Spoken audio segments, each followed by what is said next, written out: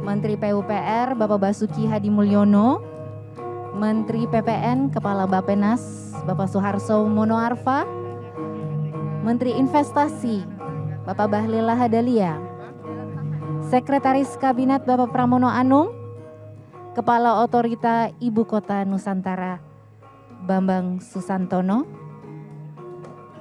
juga Wakil Kepala Otorita Ibu Kota Nusantara Bapak Doni Rahayu. Gubernur Daerah Istimewa Yogyakarta.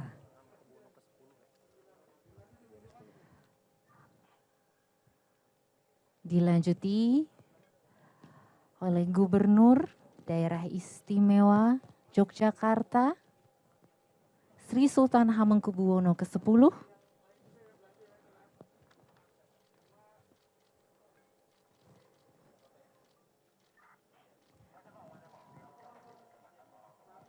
tanah dan air dari setiap daerah mempunyai cerita dan simbolnya masing-masing, filosofinya.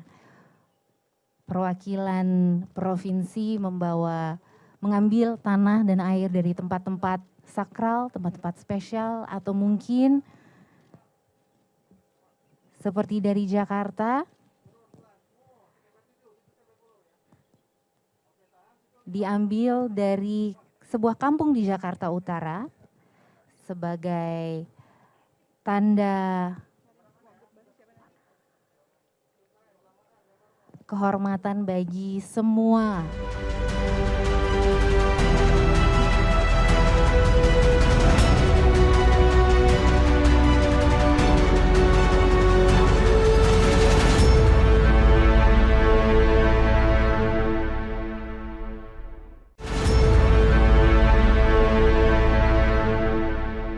Assalamualaikum warahmatullahi wabarakatuh. Saya Hersbuno Arif dari Forum News Network. Presiden Jokowi hari ini Senin 14 Maret 2022 bertepatan dengan tanggal 10 Wage pada kalender Jawa, itu berkemah di titik nol Ibu Kota Baru Nusantara. 33 gubernur dari seluruh Indonesia diundang. Yang unik ini seluruh gubernur yang diundang itu diminta membawa oleh-oleh segumpal tanah dan air dari daerah masing-masing. Tanah dan air itu akan disatukan dalam sebuah kendi besar yang diberi nama Kendi Nusantara. Saat ini prosesi penyatuan tanah dan air dari 34 provinsi akan segera sedang dimulai.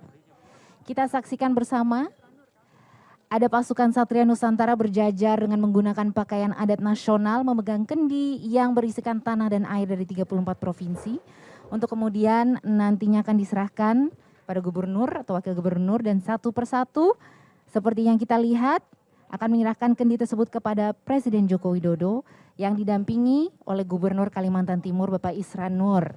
Dimulai dari Gubernur Provinsi DKI Jakarta Bapak Anies Baswedan,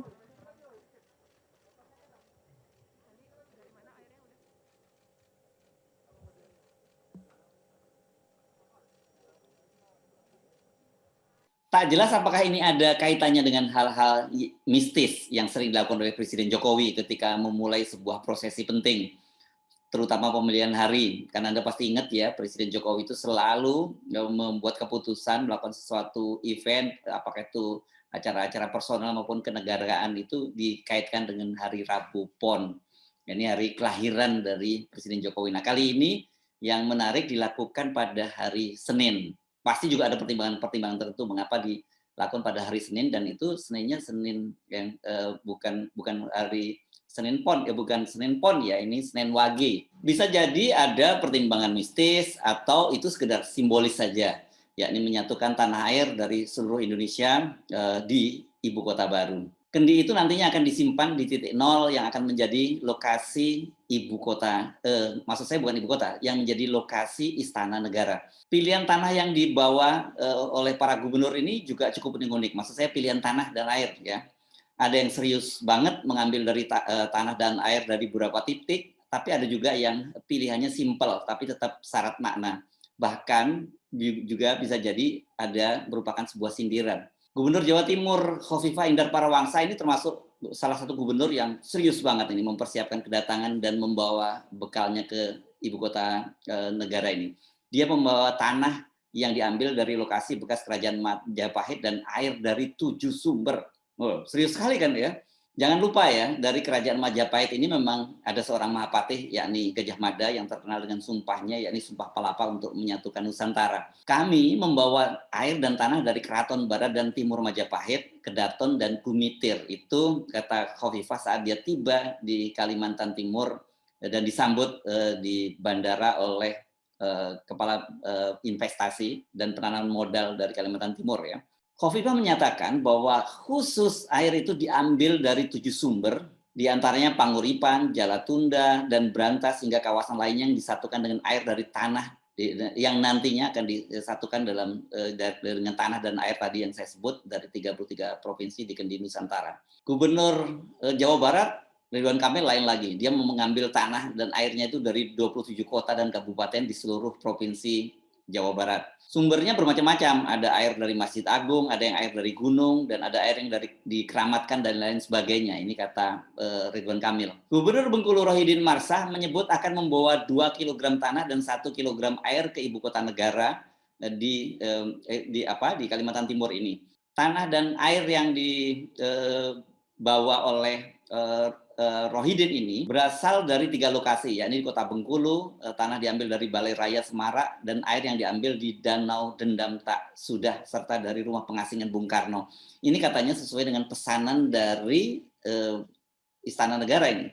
Mengapa lokasi-lokasi itu yang diambil? Karena tanah dan air itu disebutkan mempunyai, ketiga-tiganya itu memiliki cerita dan sejarah mengenai Provinsi Bengkulu. Tidak seperti para gubernur lain yang sangat serius dan terkesan ribet, Gubernur Daerah Istimewa Yogyakarta Sri Sultan Hamengkubuwono X sangat simpel persiapannya.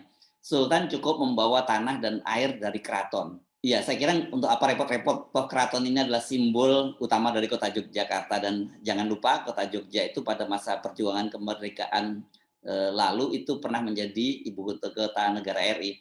Bahkan Presiden Bung Karno itu ketika ditangkap Belanda dulu juga dia berkantor di Istana Negara, yakni Gedung Agung di Jogja. Ya, jadi kalau diambil dari mana-mana, apalagi dari manapun Jogja, apalagi diambil dari keraton, itu juga artinya sebenarnya sudah penuh nilai dan penuh sejarahnya di situ. Nah, gubernur yang juga sangat simpel membawa bekalnya itu adalah Gubernur DKI Jakarta Anies Baswedan. Dia membawa tanah dan air dari Kampung Akuarium. Kampung Akuarium ini adanya di Jakarta Utara ya.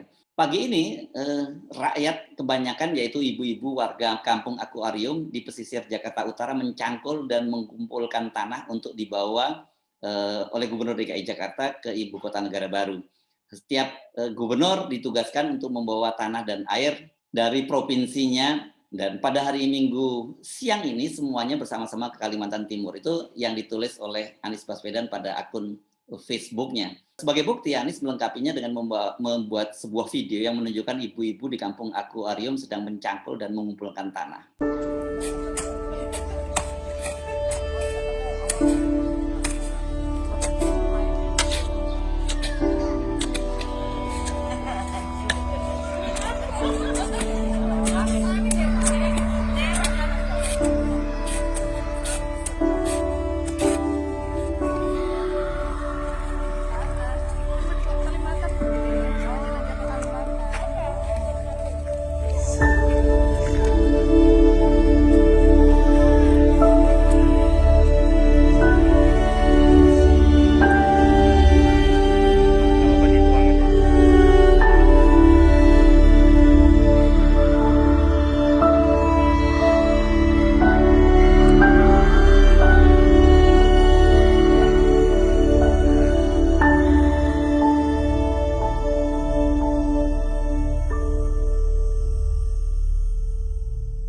Apa alasan Anies memilih tanah dari Kampung Akuarium? Padahal kan kalau mau adu gagah-gagahan dari segi sejarah maupun narasinya, banyak sekali loh lokasi di Jakarta yang sangat bersejarah. Jakarta ini bukan hanya ibu kota, namun memiliki sejarah yang sangat panjang sejak zaman kolonial dan kemudian juga menjadi salah satu simbol perjuangan berdirinya Republik Indonesia. Tanah dari kampung akuarium, ini kata Anies, menghadirkan harapan bahwa pembangunan kota baru yang akan dijadikan ibu kota itu hendaknya tidak memarginalkan rakyat kecil dan justru nyata-nyata akan memberikan kemajuan dan kebahagiaan bagi semua, khususnya rakyat kebanyakan. Itu tulis Anies di Facebooknya. Pilihan Anies membuat tanah dari kampung akuarium ini jelas syarat makna. Seperti dikatakan Anies tadi, pembangunan ibu kota baru hendaknya jangan memarginalkan warga di sekitarnya, terutama rakyat kecil. Sejauh ini kan banyak sekali muncul kekhawatiran yang disuarakan oleh berbagai kalangan pembangunan ibu kota baru ini akan memarginalkan masyarakat setempat, masyarakat adat khususnya yang sudah lama bermukim di kawasan itu. Mereka bisa tersingkirkan karena kemajuan ibu kota baru dan juga datangnya warga yang berbondong-bondong ke ibu kota baru. Itu kan diperkirakan itu sampai nanti ada sekitar 5 juta orang atau warga baru yang ada di sekitar ibu kota, ada di ibu kota baru dan kawasan pendukungnya. Bagaimana dengan yang tersirat? Kalau kita ngomong yang tersirat banyak sekali yang, dan ini bisa multitafsir. Kita bebas menafsirkannya sesuai dengan persepsi masing-masing. Yang jelas kampung akuarium adalah sebuah kampung penuh dengan kisah perjuangan warga kelas bawah yang digusur itu atas nama pembangunan. Ada heroisme dan ada air mata dari warga yang berjuang mempertahankan eksistensi dan kehidupannya. Kawasan kampung akuarium ini awalnya merupakan laboratorium, ini bahasa Belandanya mudah-mudahan nggak salah saya bacanya ya, Vooronderzoek der Zee, atau Lembaga Penelitian Laut pemerintah Hindia Belanda. Kampung akuarium ini namanya muncul dari tadi itu karena adanya lembaga riset penelitian laut yang dilakukan oleh pemerintah Hindia Belanda tadi. Pada akhir tahun 1970, ini masa pemerintahan Orde Baru, kampung akuarium itu, lembaga penelitian itu ditutup. Dan setelah ditutup, perlahan-lahan diduduki masyarakat sebagai pemukim mereka, yakni sejak tahun 80-an. Dan masyarakat yang telah menetap puluhan tahun di lokasi itulah yang kemudian menjadi penduduk asli kampung akuarium. Pemukiman di kampung akuarium itu pada masa Ahok atau Basuki Cahayapurnama menggantikan Jokowi sebagai gubernur pada bulan April tahun 2016 itu digusur. Ahok punya banyak rencana menata kampung itu, seperti membangun side pail untuk mencegah air masuk ke daratan dan pengintegrasian kawasan kampung dengan Museum Bahari dan Masjid Luar Batang. Kemudian Senin pada 11 Februari tahun 2016, ribuan personel Satpol PP dibantu oleh TNI dan Polri itu mengawal alat-alat berat yang dikerahkan untuk meratakan rumah warga. Ketika waktu itu warga melawan, Ahok malah menuding warga kampung akuarium itu menyerobot tanah negara sehingga harus digusur. Menurut Ahok, kawasan itu akan digunakan untuk pasar, bukan sebagai tempat tinggal. Dan Ahok pun kemudian menjanjikan setiap warga yang tinggal di lahan yang bukan peruntukannya itu akan ditindak. Bukan menjanjikan ya, saya kira ini bertekad dia bahwa setiap warga yang tinggal di lahan yang bukan peruntukannya akan ditindak tegas. Belakangan akhirnya diketahui bahwa ketika Joko Widodo dan Ahok itu mencalonkan diri menjadi gubernur DKI, itu ada semacam kontrak politik yang dibuat oleh warga kampung akuarium bahwa mereka ini tidak akan digusur. Nah, isi kontrak politik itu antara lain dinyatakan bahwa Jokowi dan Ahok tidak akan menggusur kampung yang dihuni oleh lebih dari 20 tahun. Dan kemudian akan berusaha melegalkan permukiman kampung akuarium.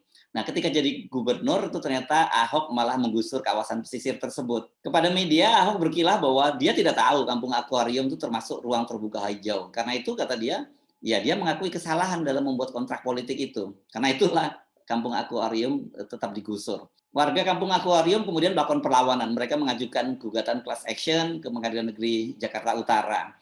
Namun kemudian seperti kita ketahui, Ahok kan kalah pada Pilkada DKI tahun 2017 dan digantikan oleh Anies Baswedan.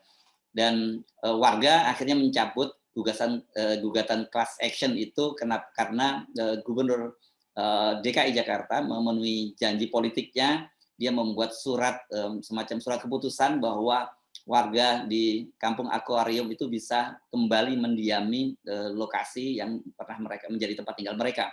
Bahkan tidak hanya berhenti sampai di situ saja, Anies kemudian membangun rumah susun untuk warga yang digusur. Rencana pembangunan waktu itu ditentang oleh anggota DPRD, tetapi Anies tetap bersikeras dan dia membangunnya tidak semata-mata dari APBD, tapi dia menggunakan dana-dana dari semacam komitmen dari para pengembang.